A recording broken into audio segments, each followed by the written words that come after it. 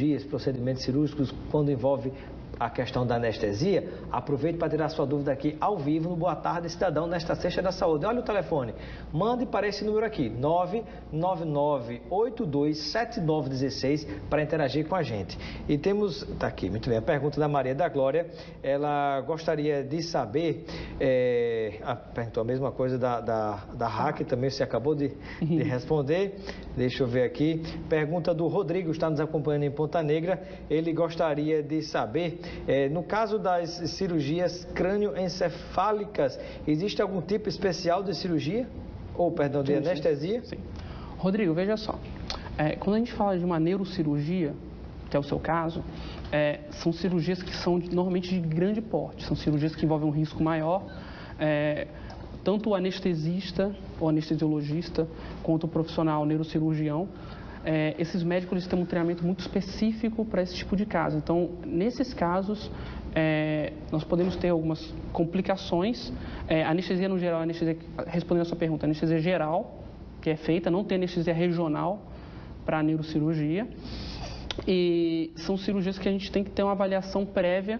Minha recomendação para você é que procure um profissional anestesiologista e uma equipe neurocirúrgica que esteja atualizada e que tenha um cuidado maior, tanto antes quanto depois do seu procedimento, para que você tenha um resultado cirúrgico cada vez melhor. Tá?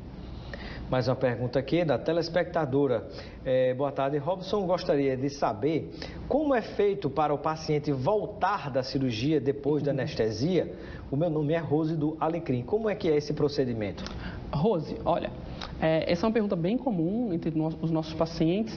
E assim, como é que funciona o ato anestésico? Enquanto o cirurgião está operando, ele não consegue ter duas atenções ao mesmo tempo. Então, ele está no procedimento cirúrgico, cuidando do ato cirúrgico em si. E o anestesiologista é como se fosse um médico intensivista que vai cuidar só de você, de toda a interface entre a cirurgia e o seu corpo.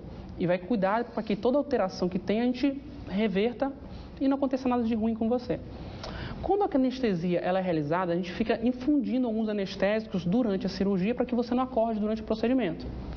Ao terminar a cirurgia, a gente desliga ou para de infundir essas medicações e depois de alguns minutos você torna a despertar. Então, desperta normalmente. Desperta-se normalmente. Existem algumas medicações que a gente pode utilizar para acelerar e reverter esse despertar. Se acordar mais rápido, né? Você acordaria mais rápido. Em alguns casos a gente utiliza, outros casos a gente não utiliza. Mas se eu desligar os equipamentos, automaticamente você vai acordar dentro de alguns minutos, tá bom? Mais uma pergunta do telespectador. Boa tarde, tenho uma dúvida. É normal para quem toma uma anestesia geral sentir dor no local? Me chamo João Marcos. E outra dúvida, existe alguma contraindicação de anestesia para quem é hipertenso? Pronto. João, eu vou começar pelo mais fácil. Não existe nenhuma contraindicação de anestesia para hipertenso. Na realidade, vários pacientes, uma boa parte da parcela da população é hipertensa, é diabética, que são as doenças mais comuns. Então, se você é hipertenso, a gente tem que ter algum cuidado da gente vê-lo antes da cirurgia para ver se sua pressão está adequada, pedir alguns exames específicos, talvez um eletrocardiograma, dependendo da sua idade, para que a gente minimize os riscos dessa cirurgia. Acho que a grande ideia do profissional anestesiologista, nesse momento pré-operatório, é de diminuir o seu risco. Ter dor com anestesia geral, durante as primeiras horas, não é comum, mas é possível. A gente normalmente fica sob supervisão de alguma enfermeira e um médico anestesiologista para que isso seja controlado. Dependendo do procedimento que você fez e do tempo da anestesia geral. A anestesia geral não dura o dia inteiro, a anestesia geral só vai durar o tempo da cirurgia no geral e vai acabando depois. Então, essa dor vai começando a aparecer. O que a gente faz é prescrever algumas medicações para dor, para que você fique utilizando na enfermaria. E aí a gente controla essa complicação. Olha a pergunta interessante aqui, da Tânia, que está nos acompanhando em Petrópolis. Ela disse: cheguei a ouvir música quando os médicos faziam a cirurgia em mim. Isso é normal? É para a pessoa relaxar? Tânia, tudo bem?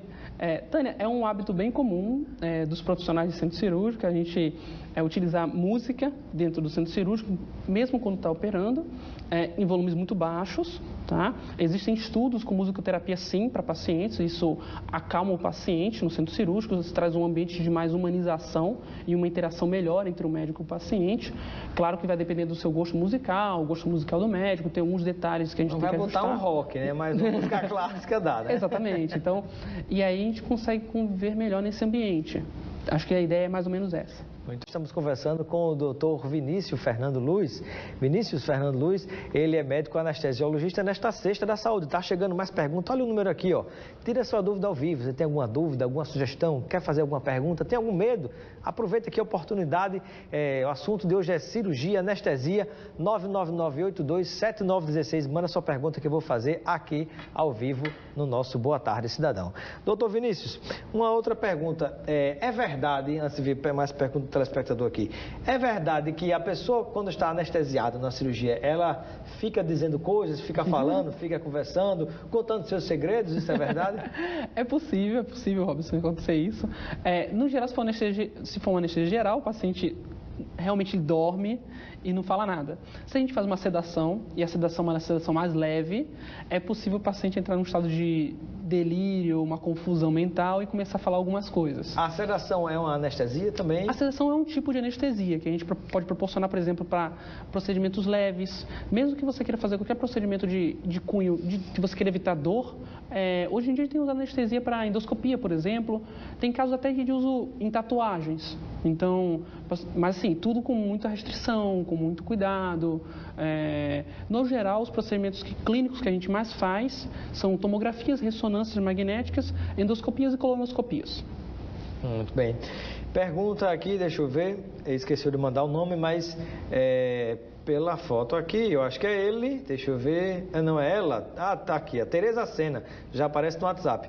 A dona Tereza Sena pergunta, diz, eu fiz uma estectomia, acho que é esterectomia, né, há 18 anos. Fiquei com muita dor de cabeça. Dizem que cefaleia é normal? Então, Ana Tereza, olha, veja só. É claro que cada caso a gente tem que analisar em particular.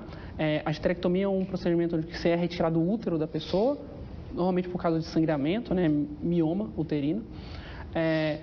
E normalmente é submetido a uma raquianestesia, anestesia nas costas, que pode evoluir, como eu disse anteriormente, com uma cefaleia pós-RAC, com uma dor de cabeça depois da raquianestesia.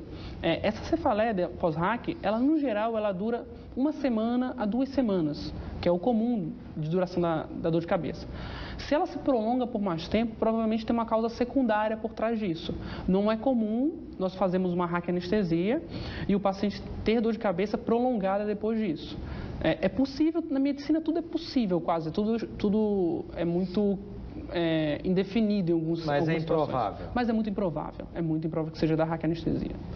E qual é que palavras você compartilha com o telespectador, por exemplo, na hora que alguém vai submeter uma anestesia e está preocupado, está aperreado, está com medo? O que é que você diz nessa hora para a pessoa? Bom, a primeira coisa que a gente diz nessa hora é para ele ter um pouco mais de tranquilidade, que ele vai ter um tratamento meio personal. Quando você pensa no anestesiologista, é um médico feito só para tomar conta de você o tempo todo do seu lado, durante todo o período da cirurgia, de antes, durante e depois. Então, você está com uma pessoa qualificada do seu lado, para se acontecer qualquer coisa, por menor que seja, por menor incômodo que seja, a gente vai estar do seu lado tomando conta de você. Então, a maior parte dos pacientes ficam bem no pós-operatório e a nossa função é essa, tomar conta dos nossos pacientes cada vez mais e cada vez de forma melhor. Muito bem.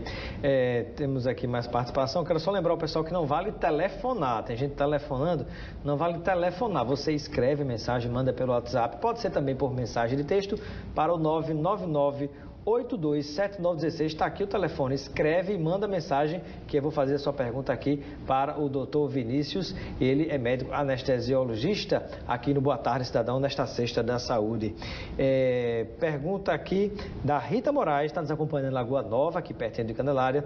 Ela gostaria de saber se existe qualidades diferenciadas da anestesia que se aplica, se existem genéricos, se existem outros tipos de medicamentos que um pode ser melhor que o outro.